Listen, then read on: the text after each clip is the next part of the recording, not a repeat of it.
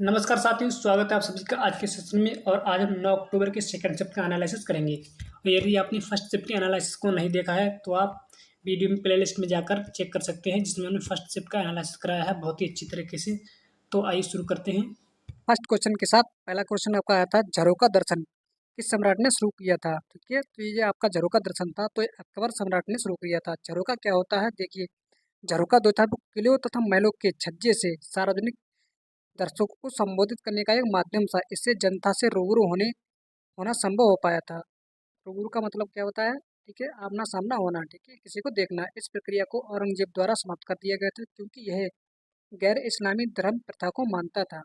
Okay, इसी के साथ आपको अकबर ने अपने शासनकाल में कई महत्वपूर्ण इमारतों का निर्माण भी कराया था। जो आज मुख्य इमारतों के बारे में देख लेते हैं। इन्होंने फतेहपुर सिकरी में एक शहर बसाया था, जिसके शहर में इन्होंने कई इमारतों के निर्माण करा, जैसे कि जामा मस्जिद थी, बुलंद दरवाजा था, दीवाने आम थे और दीवारे खास थे। और इसके साथ साथ पंच महल भी उन्होंने इसी फतेहपुर सिकरी में बनाया था। और उसके दूसरे नंबर पर उन्होंने आगरा का किले का निर्माण कराया था। ओके, जो आगरा का किला था, ये अकबर ने आगरा के किले का निर्माण कराया था, जो लाल बलुआ पत्थर से बना हुआ था।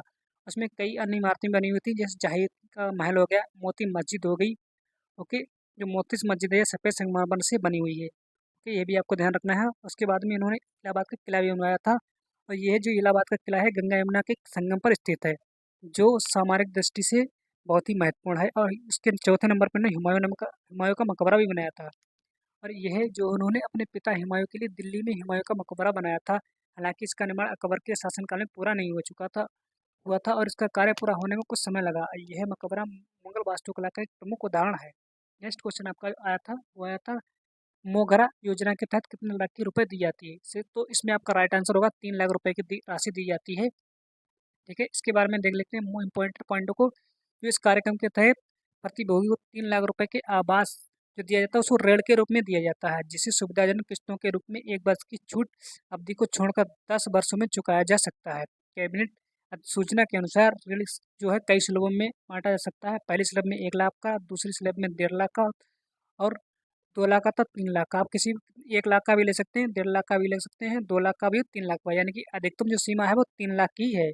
ओके, इसी के साथ जिन व्यक्तियों की इसके बारे में इम्पोर्टेंट पॉइंट ये भी उन्होंने कहा था कि जिन व्यक्तियों की जो पहले 70,000 रुपए या उससे कम आवास की सहायता प्राप्त हुई है, उनके साथ ही मासिक आय, इसके साथ ही उसकी जो मासिक आय है वो 25,000 रुपए से कम होनी चाहिए, तो भी इस योजना का लाभ उठा सकते हैं। योजना का उद्देश्य था कि राज्य के सभी घरों को पक्का बनाया जाए। ठीक है, और 2014-15 में राज्य के अब तक के सभी विभिन्न कार्यों के माध्यम से लगभग 3 मिलियन से अधिक घरों को यह योजना उपलब्ध कराई जा चुकी है। तो और ग्रामीण परिवारों के आकार के पक्के घर बनाने की अनुमति देने के लिए पर्याप्त वित्तीय सहायता प्रदान करना भी इसका प्रमुख उद्देश्य था।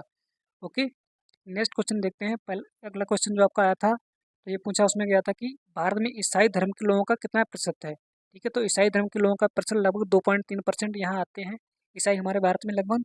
और यह जो गणना है 2011 की जनगणना के मुताबिक यह आंकड़ा निकल के आया था। और भारत में ईसाई धर्म को मानने वाले लोगों की संख्या करीब 2.6 करोड़ थी। ठीक है, इसमें और भी धर्मों के बारे में देखते हैं, जैसे कि हमारे हिंदुस्तान में 80.5% हिंदू हैं, मुसलमानों की जनसंख्या 13.4% है, ईसाइयों की संख्या 2.3% है, सिखों की संख्या 1.9% है, अब बौद्धों की संख्या 0.5% है, जैनों की संख्या 0.4% है। उनके इसके साथ साथ हमको ये भी ध्यान रखना है कि भारत में ईसाई धर्म को मानने वाले लोगों में सबसे ज़्यादा आबादी नागालैंड, मेघालय, मिजोरम तथा इन तीनों राज्यों में ईसाई धर्म मानने वाले की संख्या लगभग 70% से भी ज़्यादा है। भारत में ईसाई धर्म को मानने वाले लोगों के बीच कोई स्पष्ट बहुमत संप्रदाय नहीं है। कई भारतीय ईसाई खुद को कैथोलिक मानते हैं, केवल केवल मानते हैं, लेकिन वो ईसाई है नहीं मूल रूप से। दुनिया में ईसाई धर्म के अनुयायियों की संख्या लगभग 2.4 बिलियन से भी ज़्यादा है। यह दुनिया का सबसे बड़ा और सबसे व्यापक धर्म है। ओके, नेक्स्ट क्वेश्चन आपका आया था, वो है भारत में पहला टेस्ट मैच किसके साथ खेला था भारत ने। ओके, तो यह टेस्ट मैच सबसे पहले भारत ने इंग्लैंड के साथ खेला था, और यह 25 से लेकर 28 जून तक खेला गया था। ओके, और 1932 को इंग्लैंड के लॉर्ड्स लंदन में यह खेला गया था। इस मैच में भारत की कप्तानी जो सीके नायडू ने की थी। यह मैच 5 दिनों तक चला। ओके, इसके साथ साथ आपको ये भी ध्यान रखना है, इस मैच में इंग्लैंड ने भारत को 158 रन से हराया था। और इस मैच के बाद जो भारत है टेस्ट क्रिकेट मैच पाने वाली छठी टीम बन गई थी। ओके, भारत को पहला अपना टेस्ट मैच जीतने में लगभग 19 साल का इंतजार करना पड़ा था, और भारत ने अपना टेस्ट मैच जो जीता था वो 10 फरवरी 1952 को इंग्लैंड को 5 विकेट से हराकर जीता था। ओके, इसी के साथ भारत की कप्तानी, इस समय जो भारत के कप्तान थे वो थे लाला अमरनाथ थे, जिसमें पहली टेस्ट मैच जीता था। ओके, नेक्स्ट क्वेश्चन आपका पूछा गया था वो 2000 पूछा गया था कि 2001 में किसे कुचिपुड़ी के लिए पद्मश्री पुरस्कार मिला। तो इसका आपका राइट आंसर होगा यामिनी कृष्ण मूर्ति को 2001 में पद्मश्री पुरस्कार से मिला, और ये भरतनाट्यम नृत्यांगना है और तथा कुचिपुड़ी शैली की प्रमुख शास्त्रीय नृत्यांगना भी हैं। उन्हें पद्मश्री पुरस्कार तथा पद्म भूषण पुरस्कार से भी सम्मानित किया जा चुका है। फिर नेक्स्ट क्वेश्चन आपका पूछा गया था वो था अल्पाती उत्सव किस राज्य से संबंधित है। ठीक है, तो ये केरल राज्य से संबंधित है और अल्पाती उत्सव है मुख्य रूप से केरल राज्य से संबंधित है। इसके महत्वपूर्ण धार्मिक तथा सांस्कृतिक उत्सव है जो केरल के प्रसिद्ध श्री पद्मनाभ स्वामी मंदिर तिरुवनंतपुरम में मनाया जाता है। ओके, ये उत्सव वर्ष में 2 बार मनाया जाता है, तो उत्सवों में एक है जो आमतौर पर अक्टूबर नवंबर महीने के दौरान पड़ता है। यह उत्सव मुख्य रूप से भगवान विष्णु को समर्पित है और इसमें विभिन्न धार्मिक अनुष्ठान, जुलूस तथा सांस्कृतिक कार्यक्रम भी आयोजित किए जाते हैं।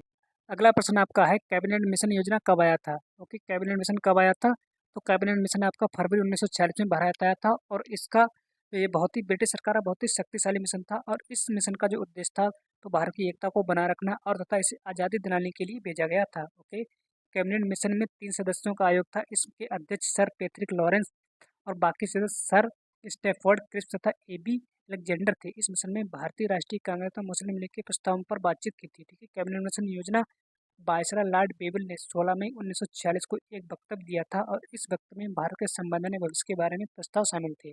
ओके, इसके साथ आपको ये भी ध्यान रखना है कि नवंबर 1946 में संविधान सभा का गठन किया गया था और 6 दिसंबर 1946 को इसकी आधिकारिक स्थापना हुई थी। ओके, नेक्स्ट क्वेश्चन आपका पूछा गया था वो था पेलेग्रा रोग किसके कारण होता है। तो पेलेग्रा रोग का विटामिन B3 के कारण होता है और ये एक पोषण संबंधित बीमारी है जो कि विटामिन C की कमी से होती है और यह बीमारी तब होती है जब शरीर की पर्याप्त मात्रा में पोषक तत्व नहीं मिल पाते हैं। ओके, और इसके कुछ सिम्टम्स देख लेते हैं। इसमें जो अमीनो एसिड की कमी हो जाती है और शरीर का नियासिन को अवशोषित करने में असमर्थ होना।